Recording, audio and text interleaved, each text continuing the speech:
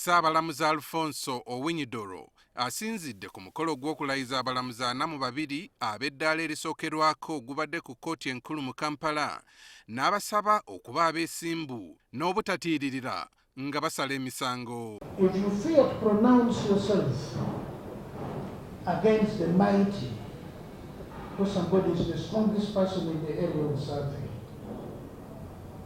then the act in breach of the oath you do. Ono era akalaatidde obuteenyigira mu bikolwa ebityobola ekifaananyi kya kkooti omuli okulya enguuzi n'okwebulankanya ku mulimu. What is the use of a courthouse here if the person who is coming from Chikuru or Owino Market comes here and cannot get justice because they have to pay money to get justice? That is not access to justice. Actually, that is access to injustice. Omulamuzi omukulu Flavien Zeija n'omumyuka wa Ssaabalamuzi Richard Buteera nabo baliko entanda gye basibiridde abalamuzi bano. Time management is key. Absenteeism.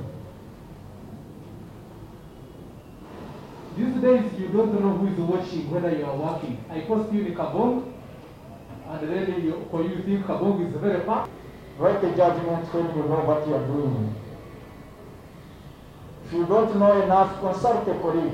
Omuwandiisi omukulu ow'ekkooti enkulu Sarah Langa ategeezezza abalamuzi bano obuteegulumiza wabula basse ekitiibwa mu bakama baabwe n'abantu abagenda mu kkooti. That you respect yourself because you can't give what you don't have. If you don't have respect, you can't give it. Respect yourself first, respect others, respect the authority in the judiciary. Abalamuzi bano baakusindikibwa mu bitundu by'eggwanga eby'enjawulo era nga basuubira okukendeeza ku bungi bw'emisango egimaze ebbanga nga tegiwulirwa.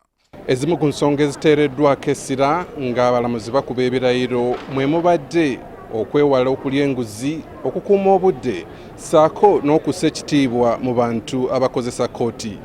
Aaron Mukama, NTV wano ku kkooti enkulu mu Kampala.